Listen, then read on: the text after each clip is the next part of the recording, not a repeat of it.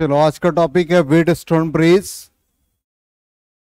Wheatstone bridge में यही आपके P Q R S arm है और ये क्वाड्रिलेटरल के फॉर्म में और डायगोनल के क्रॉस एक गैल्वेनोमीटर जी कनेक्टेड है। इसको source of EMF S E से कनेक्ट करते हैं। तो इसका जो प्रॉब्लम बनाया था इक्विवेलेंट रेजिस्टेंस में, ये कंडीशन हम लोगों ने एज्यूम कर लिया था एक तरह से P by Q is equal to R by S. यहां पर हम लोगों को मैथमेटिकली सॉल्व करना है कि P by Q is equal to R by S होता है। ठीक, कंडीशन यही होगा कि पोटेंशियल डिफरेंस अक्रॉस B और potential difference across D equal होगा, तो गैल्वेनोमीटर से किसी भी तरह का करंट का फ्लो नहीं होगा। ये हमारा एजम्पशन रहेगा। अब ये ब्रिज किस कंडीशन में सेंसिटिव होता है ये चीज हम लोग देखेंगे। तो यहां पर ये चार आर्म है पी क्यू आर एस। ठीक, यहां से सोर्स ऑफ ईएमएफ से जैसे ही करंट आई का फ्लो हुआ पी क्यू या सिंपली पी आर्म में या ए बी के अलोंग, सपोज एज्यूम कर लिया कि यहां करंट आई वन का फ्लो है, तो remaining current I minus I one का फ्लो ए डी में हो जाएगा। फिर ये I1 का फ्लो AB में है और एज्यूम कर लिया कि गैल्वेनोमीटर में IG का फ्लो है, तो remaining current I1 minus IG का flow along arm P BC या Q आर्म में हो जाएगा। अब ये IG और I minus I1 at junction D, इन दोनों का सम जो कि S में फ्लो कर जाएगा I minus I1 plus IG। Current का कंट्रीब्यूशन डिस्ट्रीब्यूशन समझ में आ गया। चल, अब यहां पर ये पहला लूप हो जाएगा। कौन सा loop? A B D A. दूसरा लूप कौन सा होगा? B C D B. इस दोनों लूप को हम लोग यूज करेंगे। तो व्हीटस्टोन ब्रिज कहता है एक ऐसा अरेंजमेंट है जिसमें चार रेजिस्टेंस को हम लोग यूज करते हैं, जिसमें एक अननोन रेजिस्टेंस होता है, उसका वैल्यू हम लोग फाइंड करते हैं। ठीक, अब यहां पर फोर आर्म से पी क्यू आर एस, ये quadrilateral A B C D form किया। सोर्स ऑफ ईएमएफ ई को कनेक्ट किया ए और सी के बीच में, या सिम सोर्स ऑफ ईएमएफ है बी और डी के बीच एक गैल्वेनोमीटर है। ठीक, ये कंस्ट्रक्शन हमारा हो गया। अब आ जाए, इसमें करंट का डिस्ट्रीब्यूशन आपको अभी जस्ट बता दिया कैसे करंट का डिस्ट्रीब्यूशन होगा। तो पहला लूप, दूसरे लूप में हम लोग कैसे करंट का फ्लो जो हुआ है उसके लिए क्या एडजस्टमेंट होता वो जाने। तो यहां पर पी क्यू तो ऑलरेडी नोन रजिस्टर है। अब आर के वैल्यू को हम लोग इस तरह से एडजस्ट करते हैं जिससे कि गैल्वेनोमीटर में डिफ्लेक्शन 0 हो जाए और हमारा अननोन रेजिस्टेंस एस है वो फाइंड करना है। रिपीट कर रहे हैं, पी क्यू तो ऑलरेडी नोन है। ठीक, आर एक रेजिस्टेंस बॉक्स है, इसके वैल्यू को हम लोग एडजस्ट इस तरह से करते हैं जिससे कि गैल्वेनोमीटर में डिफ्लेक्शन 0 हो जाए और अननोन रेजिस्टेंस एस का वैल्यू हम लोग फाइंड करेंगे। देखो ये लिखा है S be the resistance to be determined. The resistance R is so adjusted that there is no deflection in the galvanometer, means VB is equal to VD. VB is equal to VD, तभी galvanometer में current का value 0 होगा या deflection in the galvanometer 0 आएगा। ठीक है, अब यहां पर ये कंडीशन आ जाएगा, यही हम लोगों को शो करना है कि P by Q is equal to R by S. तो एस हमारा क्या है? अननोन रेजिस्टेंस है और नोन रेजिस्टेंस पी क्यू है। आर के वैल्यू को हम लोग एडजस्ट करते हैं, ये हम लोगों को फाइंड आउट करना है। तो सर्किट को फिर से हम लोगों ने इसी फॉर्म में लिखा। अब यहां पर पहले लूप और दूसरे लूप के लिए करंट का डिस्ट्रीब्यूशन पता ही है, अब किरचॉफ्स लॉ को अप्लाई करेंगे। तो पहला ए बी डी ए, इस लूप में क्या होगा? करंट इंटू रेजिस्टेंस, तो I1 इंटू P हो गया अलोंग आर्म AB। फिर BD के along I G into G. फिर आ जाओ डी ए के along minus I one into R. ठीक, कोई भी सोर्स ऑफ ईएमएफ है उसमें नहीं, तो क्या हो गया, वैल्यू 0। जस्ट नो, चेक करो। पहला लूप का इक्वेशन सही है। चलो दूसरा लूप क्या बन जाएगा, बी से स्टार्ट करो, बी सी डी बी। इस लूप में आ जाओ, करंट इनटू रेजिस्टेंस, तो I one minus I G into Q होगा। नेक्स्ट आ जाए minus I one plus I G into S minus I G into G is equal to 0। बोलो clear. अब आपने आर के वैल्यू को इस तरह से एडजस्ट किया कि गैल्वेनोमीटर में डिफ्लेक्शन 0, तो गैल्वेनोमीटर में डिफ्लेक्शन 0 का मतलब क्या हो गया, पोटेंशियल बी और डी का same, then current in the galvanometer becomes 0।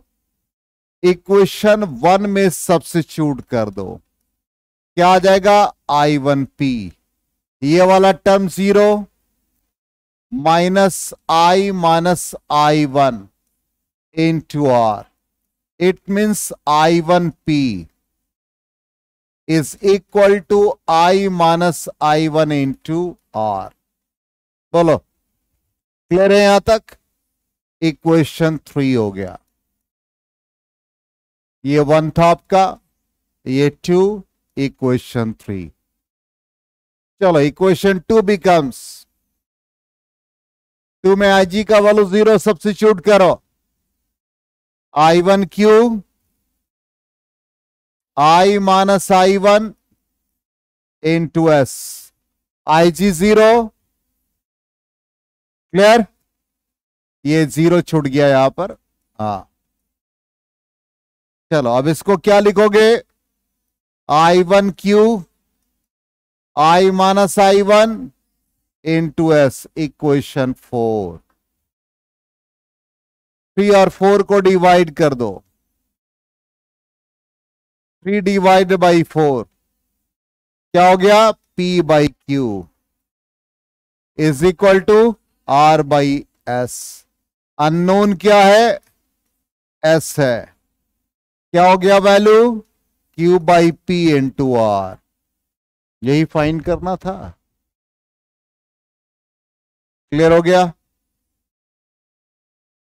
अब व्हीटस्टोन ब्रिज का ये एप्लीकेशन, या सिंपली आप कह सकते हैं अननोन रेजिस्टेंस निकालने का ये तरीका है। इसी का एक प्रैक्टिकल एप्लीकेशन है मीटर ब्रिज, जो प्रैक्टिकल है, आज बताएंगे कैसे प्रैक्टिकली फाइंड किया जाता है।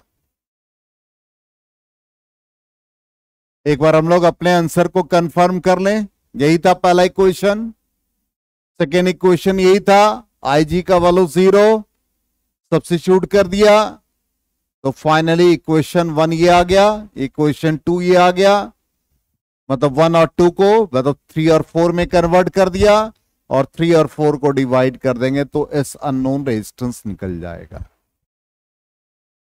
क्लियर है। अब यहां पर इंपॉर्टेंट पॉइंट्स, जो ईएमएफ का इंटरनल रेजिस्टेंस जो स्मॉल आर यूज कर रहे हैं, गैल्वेनोमीटर का रेजिस्टेंस होगा या गैल्वेनोमीटर, तो यहां पर ये नल डिफ्लेक्शन मेथड है। जब नल डिफ्लेक्शन मेथड होगा तो internal resistance source of EMF का नल डिफ्लेक्शन मेथड को कभी भी अफेक्ट नहीं करेगा, गैल्वेनोमीटर का रेजिस्टेंस भी अफेक्ट नहीं करेगा। इसका मतलब यह हुआ कि जो व्हीटस्टोन ब्रिज हम लोगों ने ड्रॉ किया है, ध्यान से समझोगे, ये हमारा पी आर्म था, जहां गैल्वेनोमीटर है वहां पे आप ईएमएफ को कनेक्ट कर दो। तो नल डिफ्लेक्शन मेथड होने की वजह से इसके वैल्यू में कोई चेंजेस नहीं होगा। इसलिए व्हीटस्टोन ब्रिज हम लोग इस फॉर्म में भी बना सकते हैं। ये P हो जाएगा, ये Q हो जाएगा, ये R, ये S। यही कारण था कि व्हीटस्टोन ब्रिज ऐसा भी बनता था। जो हम लोगों ने प्रॉब्लम सॉल्व किया था, ये सारे व्हीटस्टोन ब्रिज बन जाते हैं, नल डिफ्लेक्शन पर बेस्ड है। याद है प्रॉब्लम बनाने के समय? फिर ऐसा भी प्रॉब्लम बन जाता था।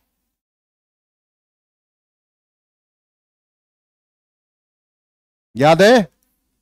ये सारे व्हीटस्टोन ब्रिज, यहां सोर्स ऑफ ईएमएफ, यहां पर गैल्वेनोमीटर।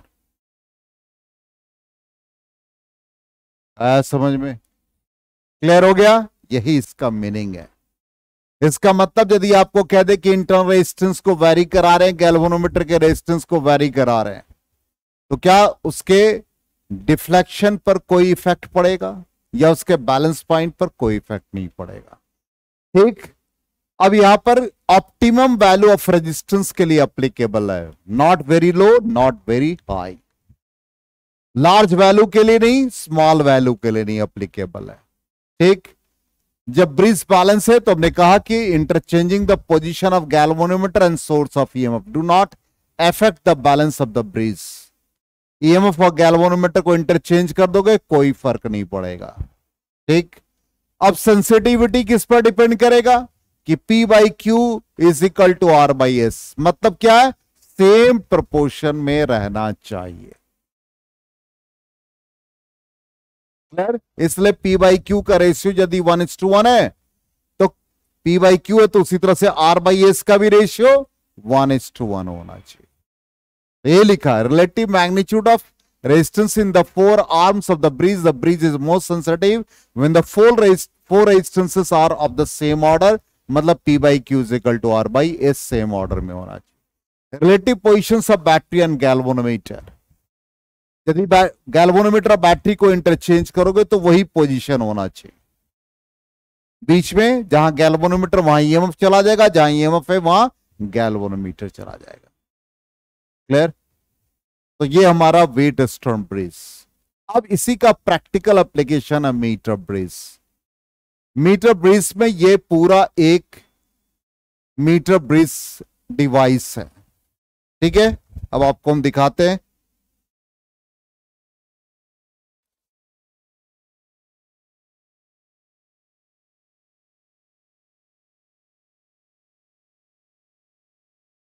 यही मीटर ब्रिज वायर होता है, 1 मीटर लेंथ का होता है। ठीक है, इसमें पूरा ये 1 मीटर लेंथ का है। ठीक, यहां पर ये 2 आर्म पे या 2 नॉब है, यहां पर एक रेजिस्टेंस बॉक्स कनेक्ट होगा, यहां पर अननोन रेजिस्टेंस कनेक्ट होगा। इसके टर्मिनल से एक गैल्वेनोमीटर जॉकीज के ऊपर स्लाइड होता है और यहां से सोर्स ऑफ ईएमएफ कनेक्ट होगा। ठीक, इसी को यहां पर ध्यान से देखो, जो अभी डिवाइस आपको दिखाया वही AB है। यहां पर क्या काम है? रेजिस्टेंस बॉक्स कनेक्ट होगा, यहां अननोन रेजिस्टेंस कनेक्ट होगा और यहां से एक गैल्वेनोमीटर जॉकी के साथ कनेक्ट होगा। तो पहले सोर्स ऑफ ईएमएफ की लगा दिया, रेजिस्टेंस बॉक्स कनेक्ट हो गए और वहां पे अननोन रेजिस्टेंस X कनेक्ट होगा। इसके बीच गैल्वेनोमीटर और जॉकी का कनेक्शन होगा। ठीक, ये सर्किट डायग्राम हो गया। अब सर्किट डायग्राम, जब ये गैल्वेनोमीटर में डिफ्लेक्शन 0 कहने का मतलब जॉकी को इसी के ऊपर स्लाइड करते हैं तो AJ पोजीशन पर आने के साथ ही गैल्वेनोमीटर में डिफ्लेक्शन 0 देता है। वो लेंथ हम लोग मेजर कर लेते हैं, वो अप्रोक्सीमेटली प्रैक्टिकली 40-45 के बीच आता है। ठीक, और रिमेनिंग क्या हो गया? 100 माइनस 40-45 मतलब 60 के अप्रॉक्स। तो ये वाला आर्म P को रिप्रेजेंट करेगा ये आर्म क्यू को, ये आर और ये एस। एस अननोन था, यहां एक्स मान लिया। ठीक, ये पहला प्रैक्टिकल एस्पेक्ट है। अब इसका मतलब ये प्रैक्टिकल एप्लीकेशन किसका, व्हीटस्ट्रॉम ब्रिज का। अननोन रेजिस्टेंस कौन है भाई, एक्स अननोन है, यही हम लोगों को फाइंड करना। ठीक, व्हीटस्ट्रॉम ब्रिज प्रिंसिपल पर बेस्ड है, तो कंडीशन क्या आएगा, P by Q is equal to R by S. S की जगह पर क्या लिखेंगे, एक्स अननोन रेजिस्टेंस, इसके वैल्यू को फाइंड करना है। ठीक है, चल अब इसमें कैसे प्रैक्टिकली करते हैं, तो हम लोग रेजिस्टेंस बॉक्स से कुछ सुटेबल रेजिस्टेंस को निकाल लेते हैं। तो वैल्यू ऑफ आर को एडजस्ट करना है, वो एडजस्ट कर दिया, और फिर जॉकी को इसके ऊपर स्लाइड करते हैं। स्लाइड करके एक बैलेंस पॉइंट निकालते हैं जो एल होगा, और रिमेनिंग 100 माइनस एल। इसका एक टेबल बना लेते हैं, ऑब्जर्वेशन टेबल। अब यहां पर P का मतलब क्या है, Q का मतलब क्या है, और इससे कैसे हम लोगों का वैल्यू निकलता है, यही यहां पर लिखा हुआ है। इसका मीनिंग समझेंगे। ये आर्म हमने कहा कि भाई P है, ये हमने कहा Q है, तो ये तो लेंथ है, तो रेजिस्टेंस भी तो होना चाहिए। तो हम रेजिस्टेंस P का कैसे निकालें, निकालने का तरीका, total resistance by total length. Length कौन सा भाई, ए बी का। रेजिस्टेंस किसका, ए बी का, into length of A B, A J, length of A J. Resistance पर यूनिट लेंथ को यहां हम लोगों ने सिग्मा मान लिया है, तो सिग्मा, और ए जे लेंथ को फिगर में देखो एल एज्यूम कर लिया, मिल गया रेजिस्टेंस। पी आर्म जो एज्यूम किया, फिर आ जाओ क्यू। क्यू का कैसे निकालेंगे, total resistance by total length into length of J B. ये क्या बन गया, सिग्मा। ये क्या बना, 100 minus L. It means resistance of P by resistance of Q, sigma L by 100 minus L into sigma, means L divided by 100 minus L. तो P by Q is equal to R by S. तो R by S तो मतलब R हो गया, और S की जगह X। अब इस दोनों से हम लोग क्या निकाले, अननोन रेजिस्टेंस। X का वैल्यू क्या हो जाएगा, R into 100 minus L divided by L. देखो यही वैल्यू है,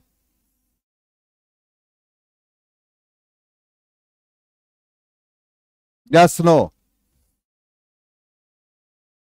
समझ में आ गया। इस तरह से ये ब्रिज वर्क करता है। ठीक, तो ये तो हम लोगों ने स्क्रीन पे ऐसे दिखा, यही फाइनल हम लोगों का रिजल्ट है। अब यहां पर सर्किट जब एग्जाम में आएगा तो सर्किट डायग्राम हम लोग ऐसे ही बनाते हैं। ये हमारा मीटर ब्रिज, ये हमारा एल, ये 100 माइनस एल, यहां रेजिस्टेंस बॉक्स कनेक्ट होगा या अननोन रेजिस्टेंस कनेक्ट होगा। ठीक, अब यही हमारा मीटर ब्रिज है। तो मीटर ब्रिज से एक वायर निकालेंगे, तो वायर को कनेक्ट कर देंगे रेजिस्टेंस बॉक्स से, इस नॉब से कनेक्ट हो गया। ठीक, यहां पर क्या होगा, अननोन रेजिस्टेंस कनेक्ट होगा।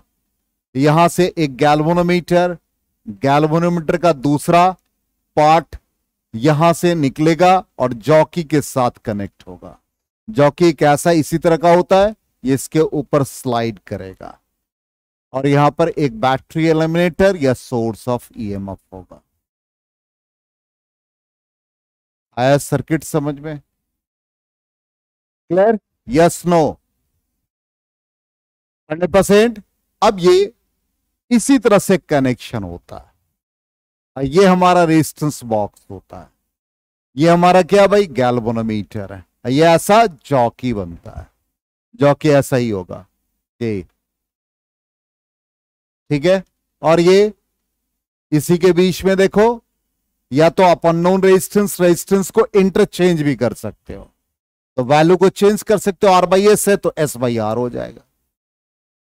इस तरह से ये डिवाइस वर्क करता है। इसमें ये जॉकी है, ये आपका की लगा हुआ है, ये बैटरी एलिमिनेटर है। तो 3-4 तरीके से अपने सर्किट को ड्रॉ करने का कोशिश किया।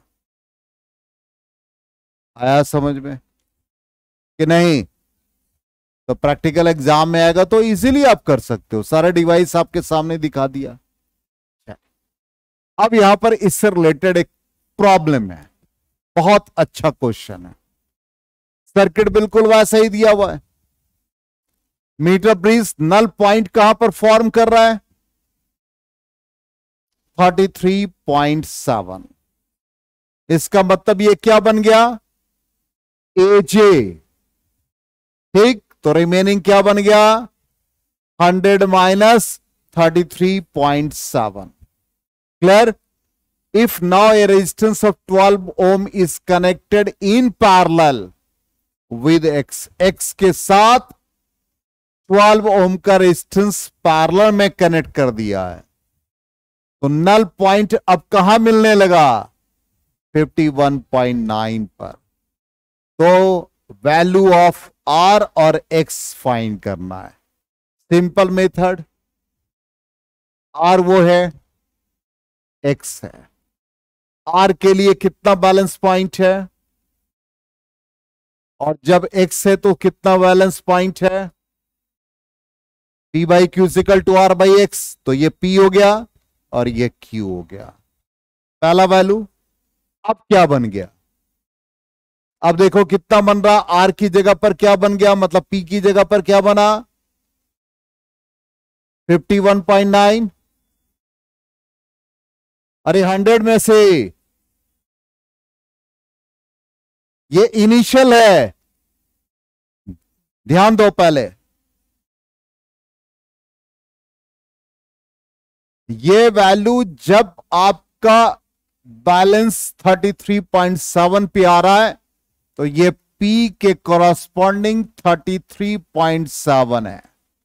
तो रिमेनिंग ये 100 माइनस 33.7, इट बिकम 66.3 हो जाएगा। तो हम लोग पढ़ चुके हैं P/Q = R/X। इसका मतलब यहां पर R/X का वैल्यू हो गया 33.7 डिवाइडेड बाई 66.3। ये इनिशियल वैल्यू हुआ। अब जब पैरेलल में कनेक्ट कर दिया X के पैरेलल में, तब क्या आ गया balance point? 51.9 divided by 100 minus 51.9, 48.1 is equal to, अब पैरेलल में है तो क्या बन जाएगा? नीचे X है तो क्या हो गया? X का वैल्यू, X के पैरेलल में कितना है? 12। बोलो इसका इफेक्टिव रेजिस्टेंस क्या बन गया? 12 into X divide by 12 plus X, numerator में चला गया। बोलो अब R/X का वैल्यू कितना आ गया? यहां पर बताओ ना, 33.7 डिवाइडेड बाई 66.3। दो इक्वेशन है, तो पहले वाला इक्वेशन से X का वैल्यू, इससे मिल गया X का वैल्यू। जब X का वैल्यू मिल गया तो उससे हम क्या निकाल लेंगे? R का वैल्यू निकाल लेंगे। वही X सिंप्लीफाई करके कितना आ गया? 13.5। वो वैल्यू उसमें सब्स्टिट्यूट करके R का वैल्यू निकल जाएगा। आया समझ में? प्रॉब्लम ऐसा ही आता है, इजी है, बन जाएगा। तो इस प्रकार से ये अध्याय पूर्णतः समाप्त हो गया। पूरा व्हीटस्टोन ब्रिज, मीटर ब्रिज, पूरा इलेक्ट्रिसिटी कंप्लीट है। अब एक बार चेक कर लेना है कि पहले प्रीवियस ईयर में मीटर ब्रीज को हटा दिया गया था, फिर भी हमने आपको पढ़ा दिया पोटेंशियोमीटर वार है कि नहीं, एक बार चेक कर लो। कोई न्यू सिलेबस में, लास्ट ईयर तो सिलेबस से रिमूव कर दिया गया था।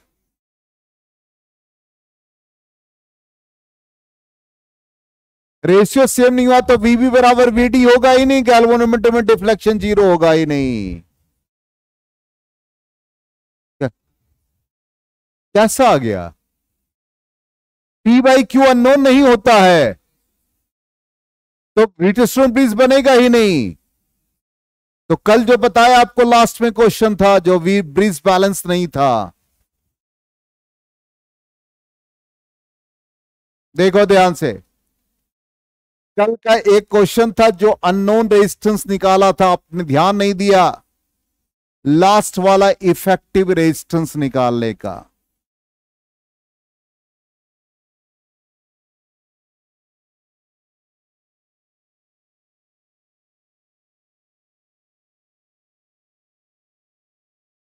यही था, ये ब्रिज है, यहां भी आर दे दो, इसी को पी मान लो, तो ये ऐसा बन जाएगा।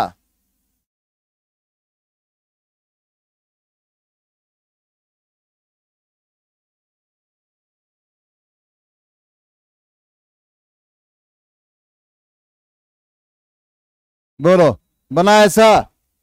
ब्रिज बैलेंस है?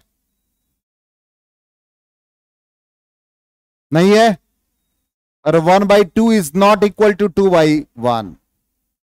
तो क्या कल किया था हम लोगों ने? सोर्स ऑफ ईएमएफ से कनेक्ट करके करंट, कल नहीं थे क्लास में? गुड, बहुत बढ़िया काम किया था, इसलिए तो सवाल, वो कल का वीडियो भी नहीं देखा होगा। गुड, कल यही क्वेश्चन लास्ट में कराया था कि जब ब्रिज बैलेंस नहीं होगा तो किरचॉफ्स लॉ को अप्लाई करेंगे, यहां से एक बैटरी कनेक्ट करके, कल का प्रॉब्लम यही सॉल्व किया था, आई और फिर I1 I2 इस तरह से वैल्यू निकाल करके इक्विवेलेंट रेजिस्टेंस निकाला था। कल का यही क्वेश्चन था। और कोई डाउट? खत्म हो गया इलेक्ट्रिसिटी वाला पार्ट?